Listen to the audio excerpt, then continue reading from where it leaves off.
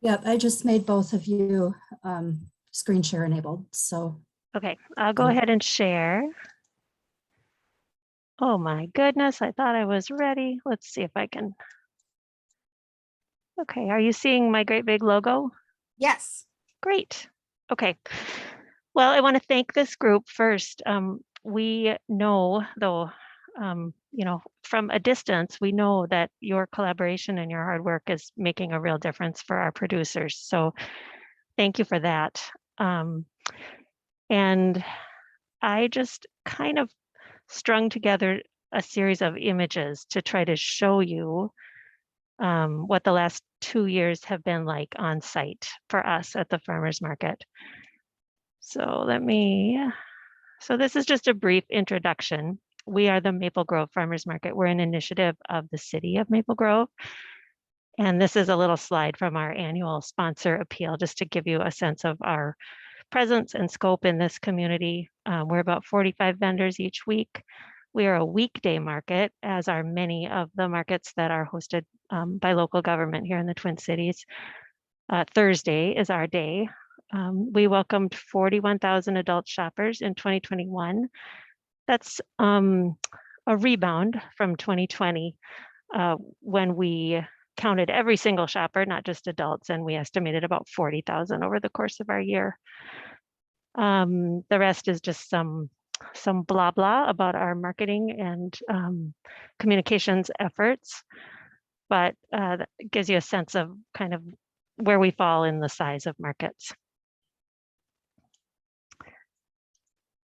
So this is a photo from 2019, taken actually from on top of our community center where we're located.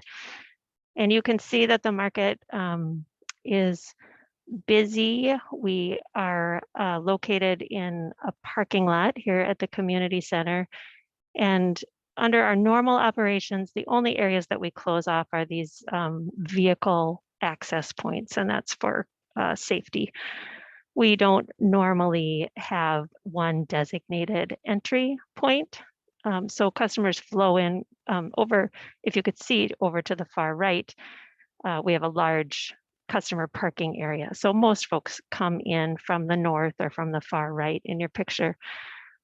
This photo is sort of approximately looking west, but they do flow in from all different sides of the market, and they circulate as they will. They kind of ping around.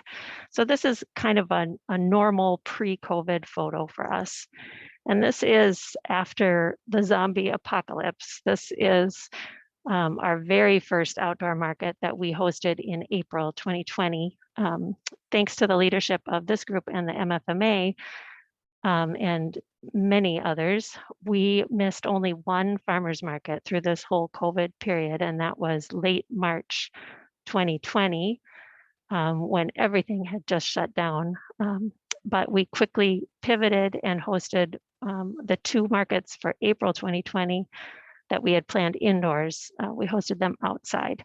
So you can kind of see there's a variety of Minnesota appropriate wear here for a cold early spring day in early April, from t-shirts to parkas. So that's this was our very first shot. And then by the end of the season, this is, I think, maybe September-ish, a shot of a COVID market in 2020. You can see very few masks at that point. But you can also see a little bit, we had to pivot to enclosing the full span of the market. And we had 2 entry and exit points that were available to our customers.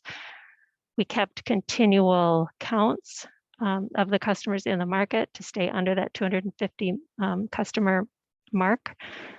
And we did enforce one-way customer traffic in the market, which was new for folks. We actually really liked it, most of us, because it really gave, and made sure that all the customers went past every vendor. So was kind of a unique and unexpected benefit of some of the changes that we had to make. This is a cute photo of two of our longtime sort of super fans at the farmers market greeting each other from afar. So in terms of the additional resources that we needed to get through that first year, we did buy some entrance flags, some additional signage. We should have bought stock in sidewalk chalk because we used really a lot of sidewalk chalk. But because our market is only one afternoon a week, we needed sort of temporary solutions for signage. We couldn't leave signage out. We had to redo all of our directional stuff whenever needed. So sidewalk chalk was a good solution for us. So folks entered, and I can talk a little bit more about how we counted in a few minutes, but this was our very first go at enclosing this whole very large market space. So this is what it looks like. I should have gone back and peeked at the square footage, but it is a very large parking lot. So the first couple of weeks, we used this sort of rickety construction zone look. It was a ton of work for us and for our park keeper support staff that we are fortunate to be able to work with. We soon realized that this was not sustainable, and also people just ducked under these ropes. So we actually bit the bullet and rented for the whole season this event barricade that interlocked, and we were able to leave it up in big portions of our parking lot next to the curb all summer. So then our park keepers only had to pivot and move little bits of it during the season. This was a huge cost center, and we just decided that it was either that or close the market. We felt that we didn't have any choice but to go ahead and make this decision to rent the barricade. We got a good deal because we work with the contractor for other city projects. And as it turns out, we were able to access CARES funding through the city to be able to finance that, but it was a bit of a gamble. It looked really slick. It made us look super uptown, so we liked that. This again is another shot of our entrance. People came in, we had some signage, some hand sanitizer. Somebody left their smoothie there. And then we did do a lot of messaging with our customers about keeping our census low. So we are a family outing. We prided ourselves on being that for many years, but we encourage people to leave their families at home, just bring 1 or 2 shoppers per household, just to make sure that we didn't have to close off access when we reached our customer count limits. So we had staff or volunteers counting every entrance and every exit of every single human being.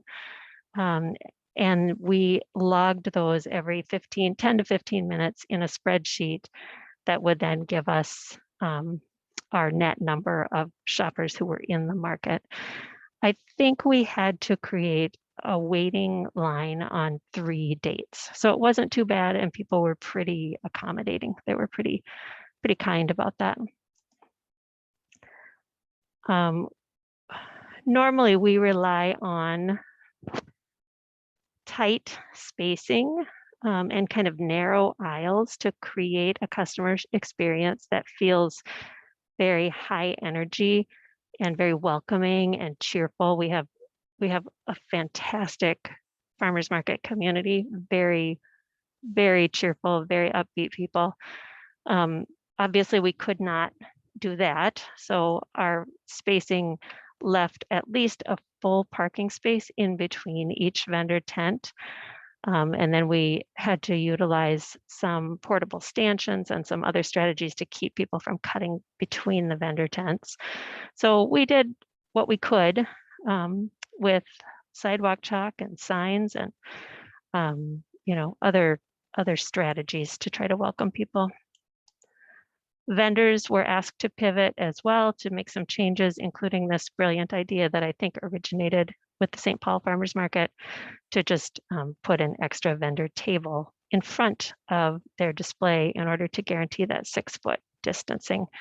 A lot of our vendors really ended up liking this because customers were less likely to sort of paw through all of the items that were for sale, and they could display some extra signage.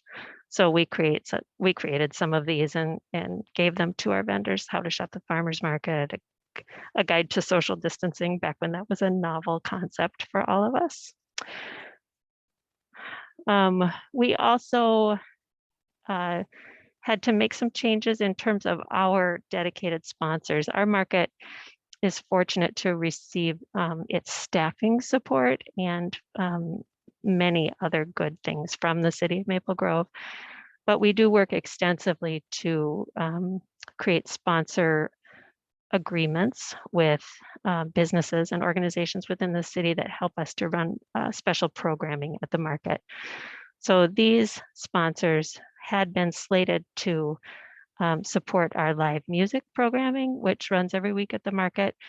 They were grateful, and we were grateful that they were willing to kind of pivot to becoming what we called safe at the market or something like that, sponsors that enabled us to rent these portable hand wash stations for the season. These were just exponentially a million times better than the little homemade ones that we had, and kind of helped us to streamline our operations. Another thing that we decided early on, and you'll hear really exciting things from Jess about what other markets decided, but we decided early on that we needed to adjust our operations in order to continue to be a traditional in-person farmers market. We didn't feel that an online or an aggregated market was what the city is looking for. And so we decided to take all the strategies we could to mitigate risk and hunker down and get through as an in-person farmers market. And for us, we felt that that gamble really paid off. One silver lining was that our customers were really very highly motivated, and even our vendors were highly motivated to really understand the messaging and the information that we were putting out. So though we never did move toward aggregation, we did publish every week a pre-order list. Vendors were able to let us know what they had available for pre-order and how customers could contact them. And so we just set that up as a Google Doc that was easily updatable, and we promoted it every week.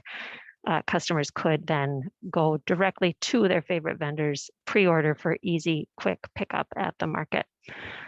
And we did, there was a lot of interest in that in early 2020, especially I'd say the first half of the season.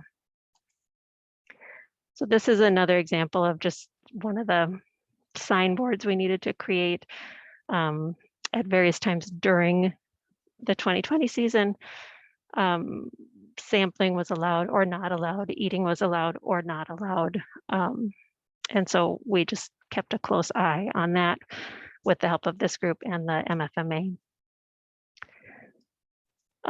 One of our biggest challenges was, and again, it had a huge silver lining. This whole thing really helped us, I think, helped me to see the market as a set of building blocks. So we really had to take everything apart and reassemble it and figure out how we continued to do what we needed to do, but in different ways than we had always done it. So of course, that can always be a positive experience.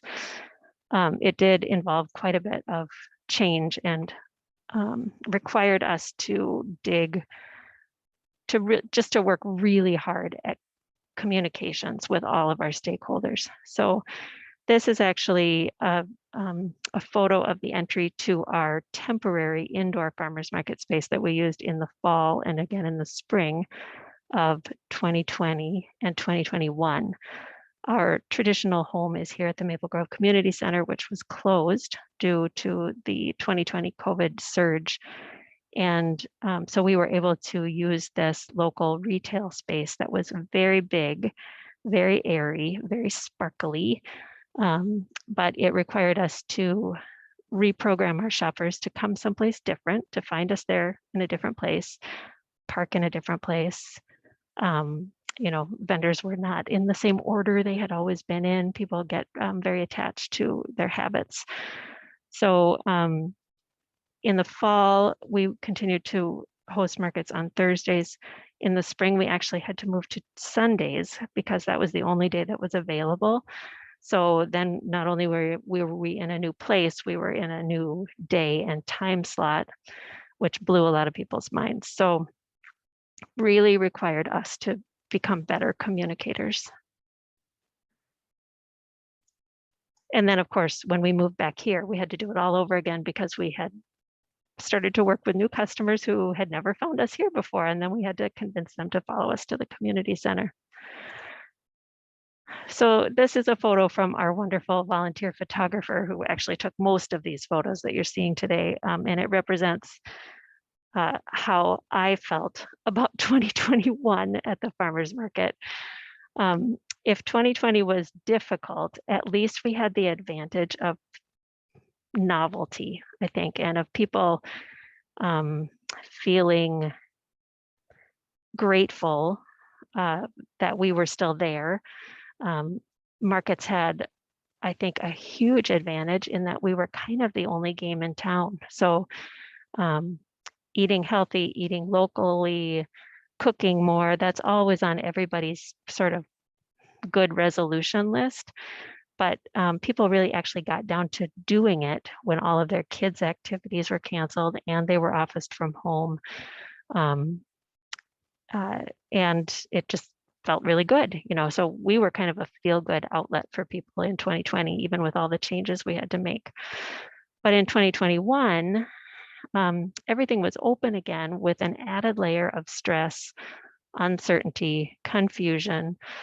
And so we were back to all of our programming, including live music at the market, including our popular frequent shopper program and our Power of Produce, which enables us to work with wonderful volunteers like these two, but requires volunteer management. At the same time, we were dealing with all of the uncertainty about regulations and kind of a lack of a statewide guiding presence for how we handled public health issues. In the vacuum of that statewide mandate, everybody, as you probably all have experienced in your own lives, became an expert. And we had a lot of our vendors, customers, stakeholders who really were eager to tell us how we should be doing our jobs. So that created quite a bit of stress during the season. We also had some unexpected COVID-related things as the season went on. We had to really refresh our understanding of free speech issues at the market. This was a promotion that one of our vendors ran. They are very, very highly involved and passionate about sort of natural immunity and wanted to reward people who would be featured in their social media feed at our market as resisting vaccines. So they didn't tell us about this, but we kind of got wind of it a couple of days before it happened. So we worked with our city attorney to understand what our options were. Our vendor guidelines state that all the signage in a vendor's booth really needs to be restricted to promoting products that are available at the market. So that was kind of our saving grace. We don't allow any solicitation, any proselytizing, and signage needs to be related to the product or the business. So this is kind of where we came down on this. They were able to display this, ask me how to get a free kombucha. And if the person asked and was willing, then they went out back behind their van and they held the person could hold up the anti-vax sign and have a picture taken. But they did agree. They were very reasonable about not tagging our market or identifying any customers or anything like that. So just a lot of kind of stuff out of left field that we dealt with this year. Our goal at Maple Grove is always profitable farms and food businesses. We find that if we put the vendors first, all of our other goals fall right in line after that. So with that in mind, what really worked for us during this 2-year pandemic period to date was we're just fortunate to be part of the city of Maple Grove and to benefit from all of the different elements of infrastructure that gives us access to. Guidance from the Minnesota Farmers Market Association and their advocacy for markets, and our ability to stay open even during the times when things were really difficult and unclear. Collaboration with other markets, the trust of our vendors and shoppers, this huge reemergence of people pursuing quarantine hobbies like cooking and gardening and nutrition. We ultimately had access to CARES funding through the city, which helped us quite a bit. And then the Safe at the Market grants through the MDA were a big help as well. I just wanted to thank this group and state government in general for this new emphasis on building capacity in the meat processing sector. That's something that we've been struggling with for years. And so it's very exciting to see that coming online now. And then the steadfast work of existing marketing groups like Minnesota Grown and new efforts like the Farm Direct Minnesota Facebook page has really helped people to find us when they are distracted by many other issues of the day. So I would say that the challenges in being kind of on the front lines, coordinating the market, are just the constant pivots and the organizational challenges that I know that all market managers have experienced in very different ways, depending on how their market is incorporated or who sort of takes ownership of the market. We really feel in an ongoing way that we continue to have this need for enhanced communication. People want to know exactly what to expect. And yet when you put that communication out there, people are so tired and confused that they just can't even take it all in. So this is not a problem that's unique to the work that we're doing. I think it's happening everywhere, including in public health and elsewhere, but it is a huge challenge. In 2021, sponsorship dollars were severely restricted, which impacted our bottom line. And then this next one is kind of a something that we saw also after the housing recession. A lot of people seem to be pursuing new food businesses. They seem to want to get into farmers markets. They have either changed jobs, started their own business, decided to pursue a passion. But at the same time that is happening, I am a little concerned that our moment in the sun with customers has passed, right? Customers are now really worried about whether their kids' schools are open, and they're worried about trying to make up for all the lost time and the vacations they missed and the activities that they missed. And so customers are distracted right when we're seeing a huge influx of new vendors. So we really just need to figure out how to convert more food shoppers to local food shoppers. And then difficulty finding volunteers and part-time staff has definitely been on our radar during the pandemic as well. These are just some ideas that I wanted to share with you in terms of the needs of markets. I think some of you might know the National Farmers Market Coalition's motto is markets don't just happen. Market organizers have to cover a lot of ground. We have to be sort of expert enough in a lot of different areas. And so promotional resources to help us create new customers and retain our customers, I've always thought that is our greatest need. And then I'm personally very excited about programming to train and support brand new farmers and food makers who are selling direct at markets. There's no reason that people can't be trained how to do this and increase their likelihood of success. I think for many years, it took me a long time to understand that people don't just have to learn through the School of Hard Knocks, that we can do a lot of things to provide resources and training to them to smooth their entry into farmers markets.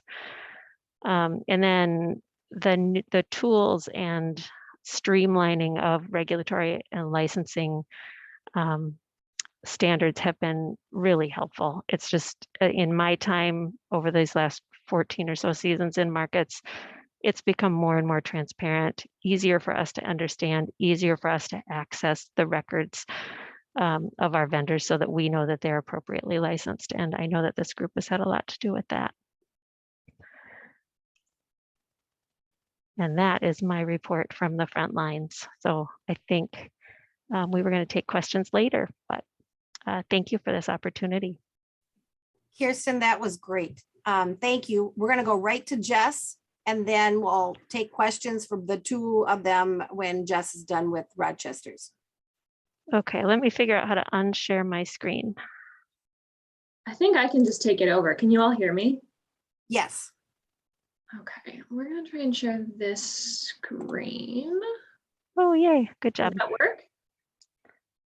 Yes, Jess, we can see it. Super.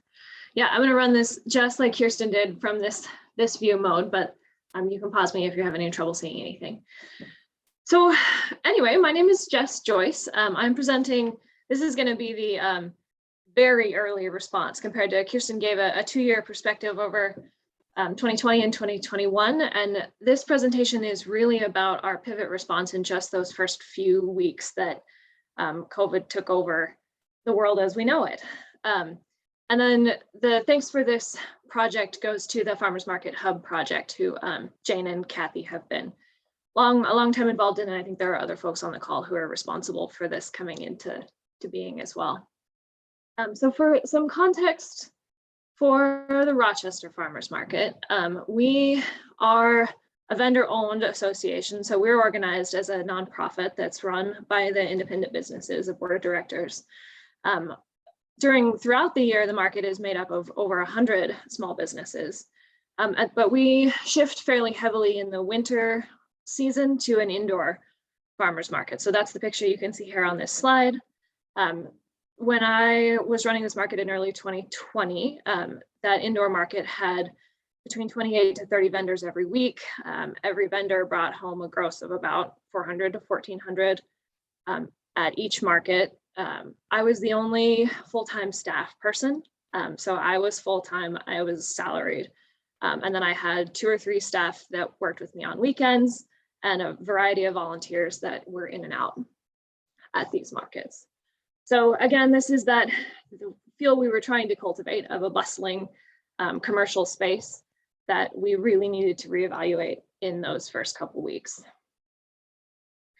And then I also wanted to emphasize that as the market manager for this market, I was accountable to a board of directors. So this is the board from March 2020, a set of wonderful folks, but you can imagine that they're bringing not only decades of experience farming, but experience managing and running the market.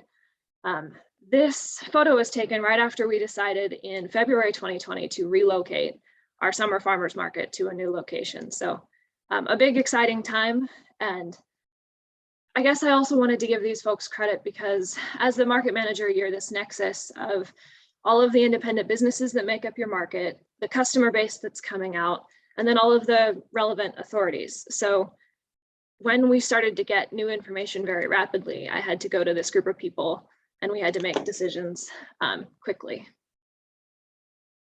So Kirsten went over this a little bit, but I wanted to give credit to MFMA and the Department of Agriculture. In that middle weeks of March, a critical milestone, a critical moment was that the Department of Agriculture agreed that farmers markets were grocery stores. And that key decision was what allowed us to pivot so quickly and to focus on our responsibility to provide the community with fresh, healthy food options. And this came at a time, you probably remember, where it was hard to get anything at any store. It was especially hard to get fresh food from grocery stores. So as the market manager, my my role here was to decide what our decision would be, and then to communicate it as clearly as possible with everyone involved. So we made a decision that middle week of March to remain open. And in order to do that, we needed to make some major changes to the market itself. And then we had an exciting opportunity come up where we were also able to offer online ordering and a low contact or no contact option for customers who didn't feel safe shopping and vendors who may or may not have felt safe selling at the market. In order to make that decision, we relied on guidance from the Department of Ag. We relied heavily on our local officials, both the Department of Health and then the county space leadership. We were at a county facility, and at that point, Ulster County had closed all operations throughout town and listed us as an exception to that closure. And then as far as guidance and support, we received help from the Minnesota Farmers Market Association, Department of Ag and Health, Renewing the Countryside, the Food Hub program, and then our affiliated nonprofit, the Friends of the Farmers Market, who represent customers in the community. So here's what we did for our indoor farmers market. I regret that no one is wearing masks in any of these photos. I don't know if anyone recalls, but that was weeks, if not months, before universal mask guidance was available. So for these, especially this first week, we emphasized physical distancing, hand washing, and then, as Kirsten mentioned, trying to change up our messaging from like, this is a place to gather to we need to get our groceries and go home.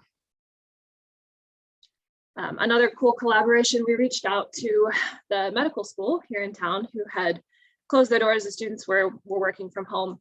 And we mentioned that we needed help monitoring traffic in the market and sanitizing surfaces and opening and closing the doors so folks didn't have to touch those surfaces. So that was a neat collaboration with the medical school.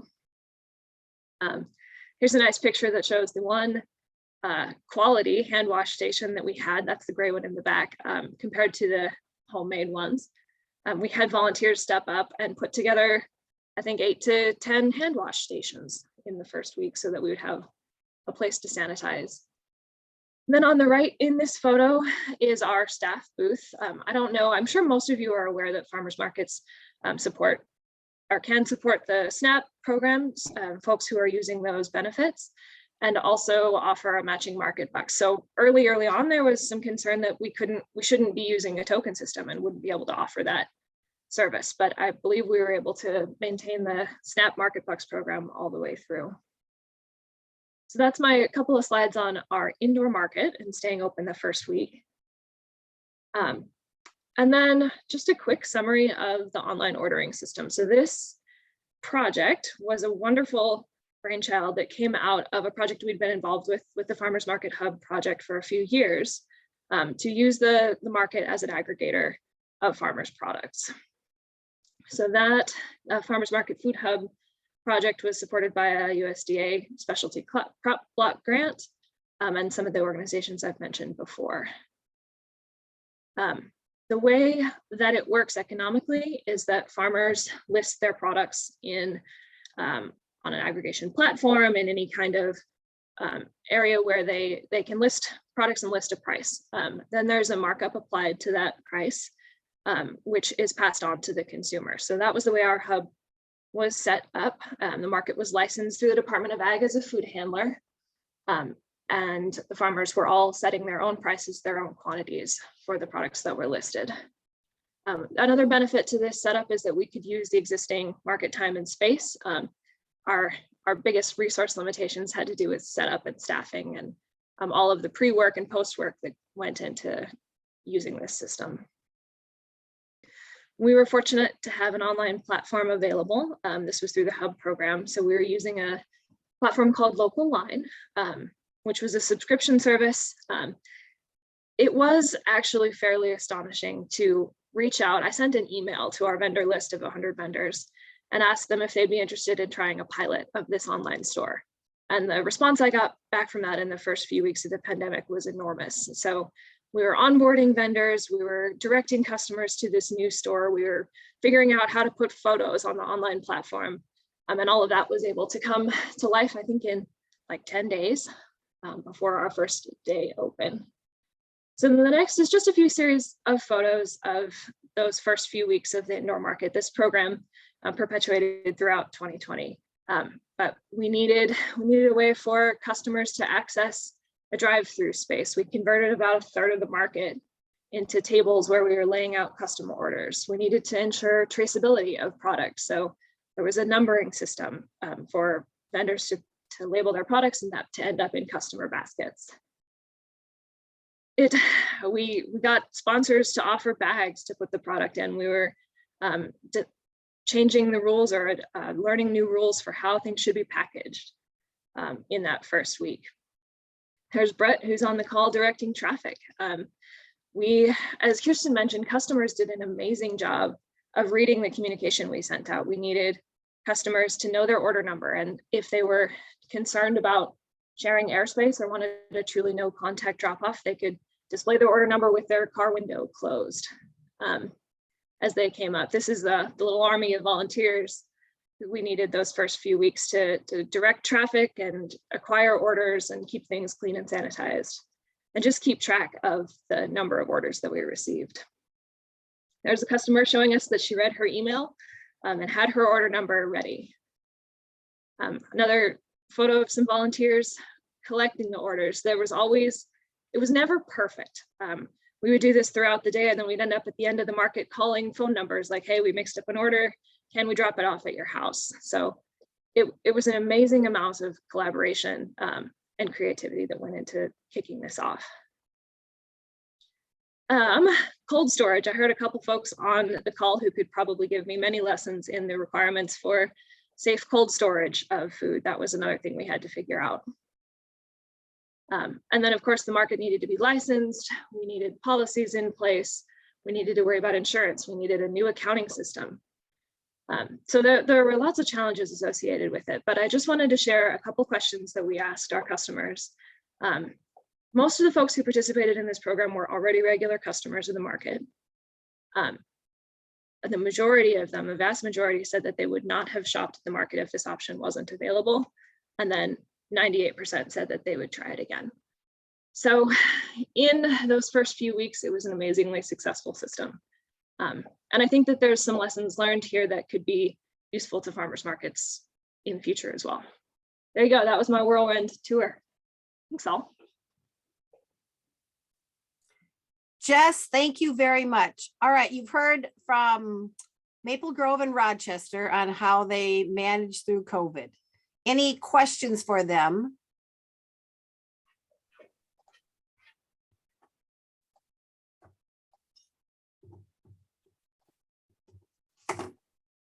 And you can imagine, folks, this happened across the state at hundreds of farmers markets to different degrees of success and trial and error. Any questions, folks? This is Emily Reno. I've just got one question. And this comes from just having gotten off a call where we were talking about like both federal funds, there being a surplus, well, not a surplus, but there's going to be a lot of money, right, that's sort of coming to communities. And then also we were talking about the state's budget and the surplus, and like how as planning professionals do we help prepare communities to handle that additional, funding that might be coming their way. And I would just be curious to know, of the needs that both of you, the presenters, sort of expressed, what do you feel like would be the best use of additional dollars that could help support the sustainability of the work that you do?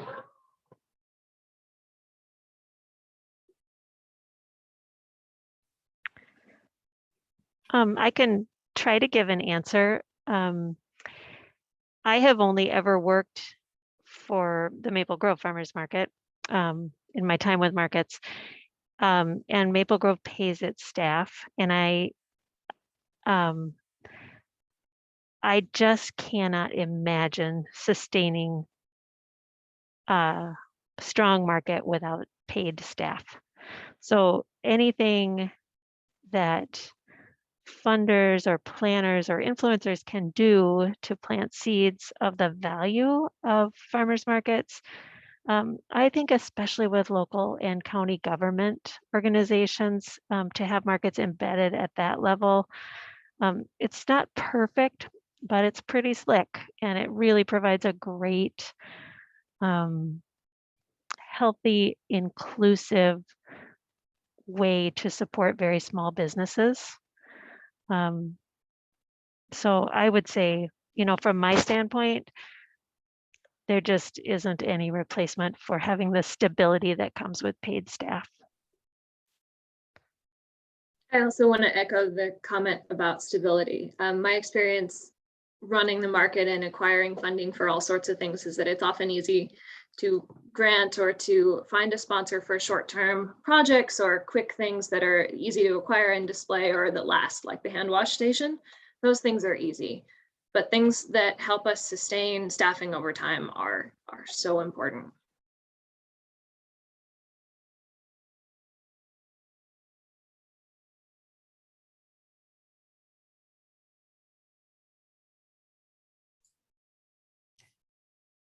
Thanks, Emily, for the question, and thank you to Jess and Kirsten. Sadie has a question for either market. Are there any practices that you adopted for COVID that will be used moving forward? And then Jess, for you, did the online ordering option attract new customers? And I'd add on to that, do you think you held on to them?